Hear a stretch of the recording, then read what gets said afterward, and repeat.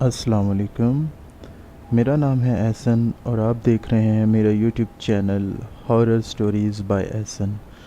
تو کیا حال چال ہے آپ سب کا؟ امید کرتا ہوں آپ سب خیریت سے ہوں گے۔ اللہ پاک آپ سب کو خوش رکھے اور جہاں بھی آپ رہیں سلامت رہیں۔ آج کی سٹوری ہمیں بھیجی ہے اشفاق نے۔ اشفاق جو کہ راولپنڈی روات سے تعلق رکھتے ہیں۔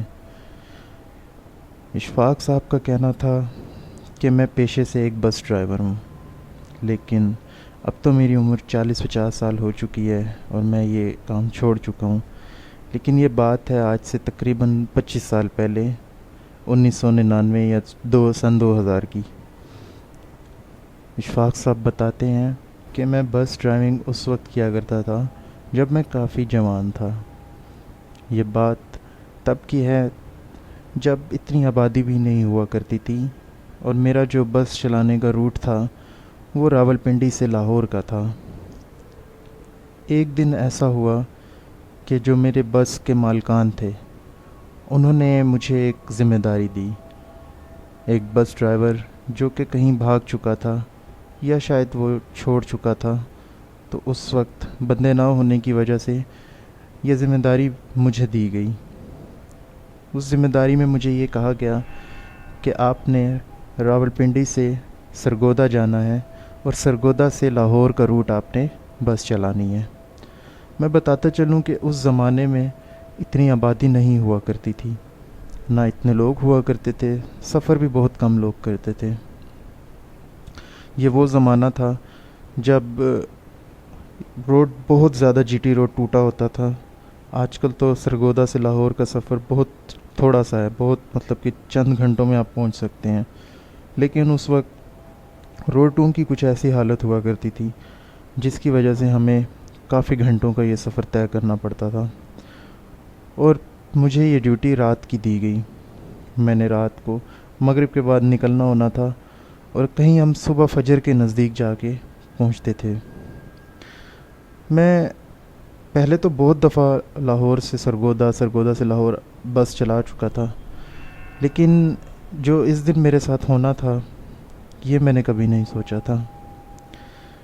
میں شام کو کنڈکٹر کے ساتھ ساری سواریاں فل کروا رہا تھا، تو کافی ساری سواریاں فل ہونے کے بعد اب مجھے اندازہ ہوا کہ اب ہماری بس کا ٹائم ہو چکا ہے اور ہمیں نکلنا چاہیے۔ ہم نکلے وہاں سے سرگودا سے۔ روڈ کی حالت بہت خراب ہونے کی وجہ سے سفر میں کافی تاخیر کا سامنا کرنا پڑا۔ ہم لوگ نکل چکے ہیں سرگودا سے۔ سفر طے کرتے کرتے کرتے ہم سرگودا شہر سے کافی باہر نکل چکے تھے۔ اب وہ علاقہ تھا اور رات کے تقریباً 10-11 بج چکے تھے۔ علاقہ ایسا تھا کہ اس وقت نہ انسان اس روڈ پہ ہوتا تھا، نہ کوئی انسان کی ذات۔ بہت کم گھنٹوں بعد کوئی ایک آدھی گاڑی یا کوئی ٹرک یا بس گزرتی تھی۔ سفر میں ہمارے ساتھ کچھ عورتیں، کچھ بچے اور کچھ مرد حضرات بیٹھ کے ہم لوگ اپنے سفر پہ رواں تھے کہ اچانک کچھ عورتیں ہماری بس کو آگے سے ہاتھ دے کے بس روکنے کی کوشش کرتی ہیں۔ وہ 3 سے 4 عورتیں تھیں اور ان کے ساتھ ایک لڑکی تھی، جس لڑکی کو انہوں نے ایک کپڑے کے ساتھ کور کیا ہوا تھا۔ میں نے بس روکی اور وہ لوگ گاڑی میں سوار ہو گئے۔ اب معمول کے مطابق ہم لوگ اپنا سفر واپس ہم نے جاری کر دیا۔ کچھ دیر تو بالکل خاموشی تھی، لیکن اچانک پیچھے سے نا کچھ شور کی آواز آنے لگی۔ وہ جو لڑکی تھی جس کے اوپر انہوں نے کپڑا ڈالا ہوا تھا ان عورتوں نے، وہ لڑکی کچھ عجیب عجیب آوازوں میں کچھ پڑھ رہی تھی۔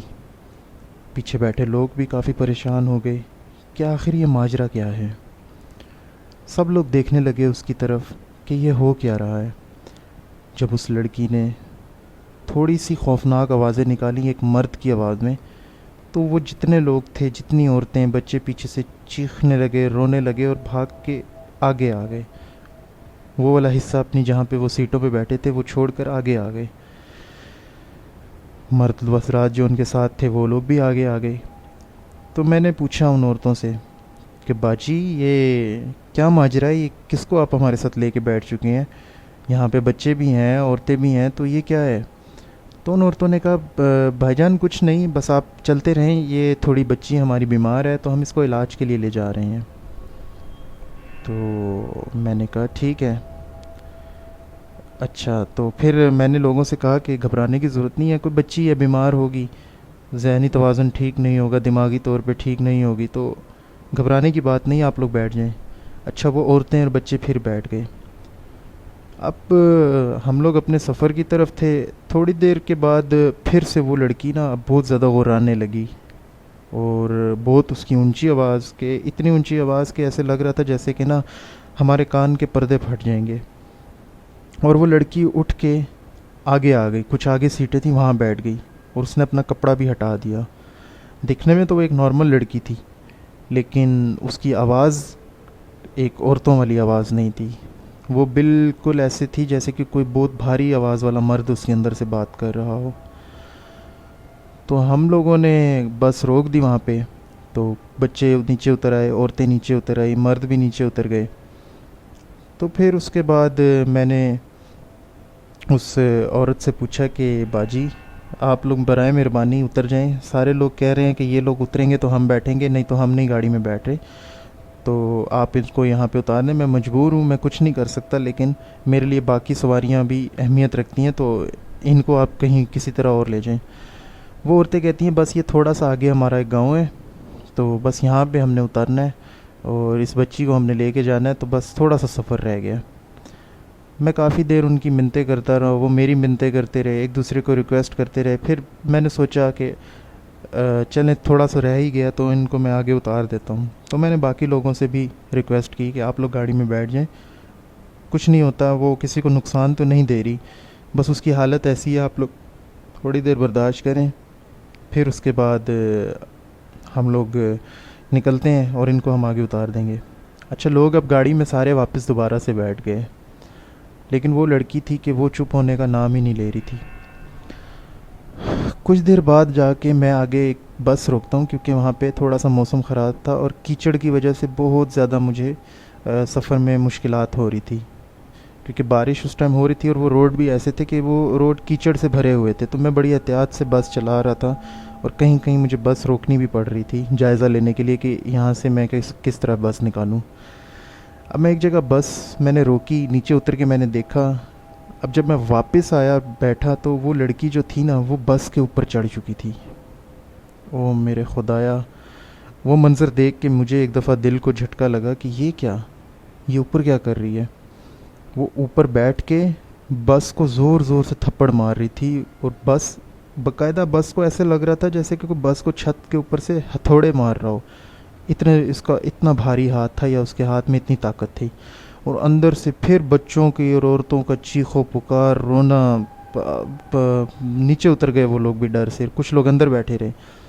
میں نے اس سے پوچھا کہ یہ آپ کیا کر رہی ہو, تو اس نے مجھے کہا کہ تو بس آگے لے کے نہیں جائے گا, ایک مرد کی آواز میں. اب مجھے اتنا اندازہ ہو گیا تھا اس کے اندر کوئی اور مخلوقات ہے. تو میں نے کہا کیا مطلب, آپ کے ساتھ جو ہیں انہوں نے کہا کہ وہاں اتارنا ہے, تو میں لے چلتا ہوں, آپ کو اتار دیتا ہوں. تو انہوں نے کہا کہ تو مجھے لے کر جائے گا, یہ لوگ مجھے جہاں لے کر جا رہے ہیں وہاں میں نے نہیں جانا. میں نے ان عورتوں سے جا کے پوچھا کہ باجی آپ اس کو کہاں لے جانا چاہ رہے ہیں, اور یہ کیوں نہیں جانا چاہ رہی. تو پھر انہوں نے کہا کہ بیٹا اس کے اوپر بہت جنات کا اثرات ہے, بہت زیادہ جنات ہیں, اور جو جن اس کے اوپر حاضری کیے بیٹھا ہوا ہے وہ اب اسے اس دربار تک نہیں جانے دے رہا جہاں ہم اس کا علاج کروانے کے لیے اس کو لے کے جا رہے ہیں. تو یہ اس چیز سے انکار کر رہا ہے کہ میں نے وہاں نہیں جانا. تو اب میرے دل میں اور ڈر پڑ گیا یہ سن کر کہ اس کے اندر ایک جنات کا سایہ ہے. تو میں نے ان سے درخواست کی کہ آپ کسی طرح ان کو سمجھائیں, آپ ان کو نیچے بلائیں تو ہم اپنا آگے کا سفر شروع کریں. یہ ہمارے لوگ بہت ڈر رہے ہیں, باقی عورتیں ہیں, بچے ہیں, تو یہ بہت زیادہ کام خراب ہو رہا ہے. آپ پلیز ان سے ذرا بات کریں, کیونکہ وہ تو آپ کی اپنی ہے, تو شاید آپ کی سن لیں. تو ان جنات نے وہاں پہ اس جگہ کو مطلب کہ ایسے کر لیا تھا کہ ہمیں لگ رہا تھا جیسے آس پاس بہت اور لوگ ہیں جو ہمیں دیکھ رہے ہیں, ہمیں سن رہے ہیں, ہمارے آس پاس کھڑے ہیں, لیکن ہمیں کوئی نظر نہیں آ رہا تھا. پھر اس کے بعد اس لڑکی سے میں نے پھر کہا کہ ہم آپ کو آگے لے چلتے ہیں, آپ نیچے آ جاؤ بس سے, اور بس میں بیٹھو اور ہم آگے نکلتے ہیں. لیکن وعدہ کرو کہ کسی کو کوئی نقصان نہیں پہنچاؤ گے، میں آپ کو جدھر آپ کہو گے وہیں پہ اتاروں گا۔ اس نے پھر سے غصے سے کہا کہ تو مجھے آگے لے کے جائے گا، اب تیرے پاس ایک ہی راستہ ہے، یا تو آگے بس لے کر جائے گا مجھے، یا میں ان سب کو مار دوں گی۔ تو پھر اب فیصلہ کرنا ہمارے لیے بڑا مشکل تھا۔ ان عورتوں نے پھر کوشش کی کہ اس کو بلایا کہ اچھا ٹھیک ہے نیچے آ جاؤ، تو نہیں لے کے جاتے، ہم آگے ایک گاؤں آئے گا وہاں اتر جائیں گے، جہاں ہم نے جانا ہے اس جگہ نہیں جاتے۔ اچھا وہ نیچے آ گئی، وہ نیچے آئی، اب اس کے اندر یہ نہیں تھا کہ وہ صحیح ہو گئی ہے یا نارمل، اثرات اس کے اندر وہ مسلسل کھڑے ہیں، لیکن وہ بات بھی مان رہا ہے، بات کر بھی رہا ہے، اپنی بات بھی بتا رہا ہے۔ تو وہ نیچے آ کے اپنی اسی سیٹ پہ چپ چاپ بیٹھ گئی، یا وہ جن جو بھی تھا وہ بیٹھ گیا جہاں پہ اس کو پہلے بٹھایا تھا ان عورتوں نے کپڑا ڈال کے۔ تو بس کا سفر آگے شروع کیا۔ تو جب اب عورتیں تھیں اور جو بچے تھے وہ لوگ اب سب آگے کوئی بیٹھے ہیں، کچھ کھڑے ہیں، اور پیچھے کی کچھ 10-15 سیٹ ساری خالی ہیں کیونکہ وہاں پہ وہ اکیلی بیٹھی تھی۔ تو ہم نے چلانا شروع کی، ہمارا تھوڑا ہی سفر گزرا ہوگا کہ اس نے پھر پیچھے سے عجیب و غریب حرکتیں شروع کر دی، زمین پہ لیٹ کے عجیب طریقے سے، مطلب کہ نا کرالنگ کرنا، اور اس طرح سے کرنا کہ مطلب اس نے بس کا ماحول ایسا بنا دیا تھا جیسے اس نے نا سب کی جان نکال کے ہی رہنا، ڈرا کے ہی۔ اور میں ڈرائیور تھا، میرے ساتھ بھی یہ چیز پہلی دفعہ ہو رہی تھی، تو ڈر سے میں بھی پانی پانی ہوا پڑا تھا۔ تو میں نے اس سے کہا کہ آپ بس روک کے، میں نے اس سے دوبارہ کہا کہ آپ نے کہا ہے کہ ہم جدھر آپ کہو گے میں وہاں اتار دوں گا، تو پھر آپ ایسے کیوں کر رہے ہو؟ بچے ہیں ان کا تو خیال کر لو، عورتوں کا۔ تو اس نے آگے سے کہا کہ نہیں، تم میرے ساتھ چالاکی چل رہا ہے، تو مجھے ادھر ہی لے کے جائے گا، یہ جہاں لے جانا چاہتے ہیں، تو مجھے ابھی ادھر ہی اتارے گا، نہیں تو یہ ان ساروں کی جان میں لے لوں گی۔ اب وہ جو حضرات بیٹھے تھے اور لوگ، وہ بچے، عورتیں، ان کے ساتھ جو مرد وغیرہ تھے، انہوں نے کہا کہ نہیں بھائی، ہم آ کے سفر نہیں کر سکتے، آپ ان کو لے کے جاتے ہو تو لے جاؤ، ہمیں یہاں اتار دو، خدا کا واسطہ ہے ہمارے ساتھ یہ ظلم نہ کرو۔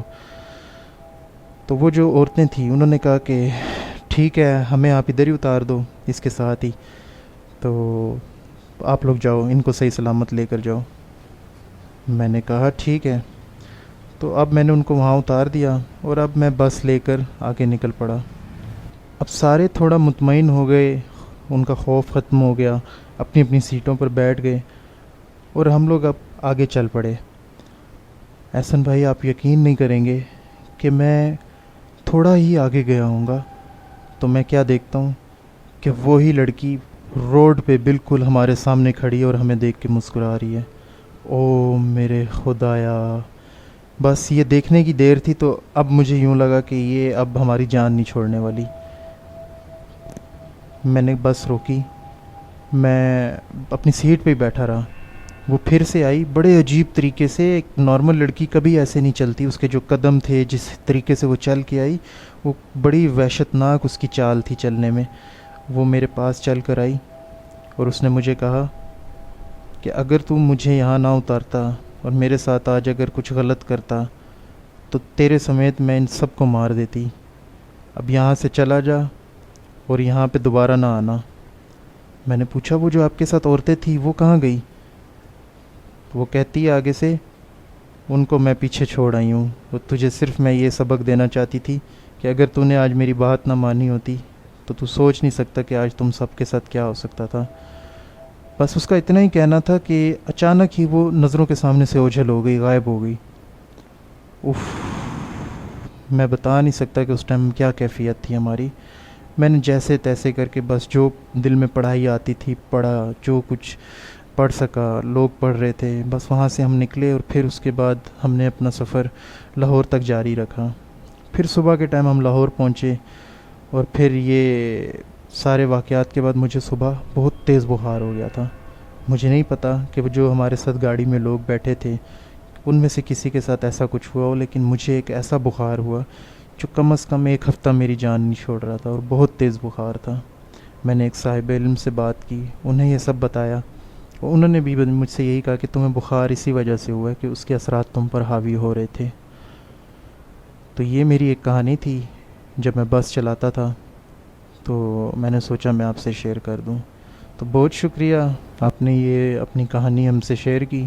امید کرتا ہوں ہمارے ویورز کو بھی یہ پسند آئے گی۔ اگر آپ لوگ بھی اپنی سٹوریز شیئر کرنا چاہتے ہیں تو اسکرین پہ دیے ہوئے واٹس ایپ نمبر پہ وائس نوٹ میں آپ مجھے اپنی سٹوری بھیج سکتے ہیں۔ میں آپ لوگوں کی سٹوری کو کوٹ کر کے اسی طرح اپنے یوٹیوب چینل پہ شیئر کر دوں گا۔ میرے چینل کو لازمی سے سبسکرائب کیجئے گا، میں آپ کے لیے بیسٹ سٹوریز ہمیشہ لاتا رہوں گا، اور لائک بھی کیجئے گا ویڈیو کو۔ ملتے ہیں پھر کسی ایک اور ویڈیو میں، تب تک کے لیے اپنا خیال رکھیے گا۔ اللہ حافظ۔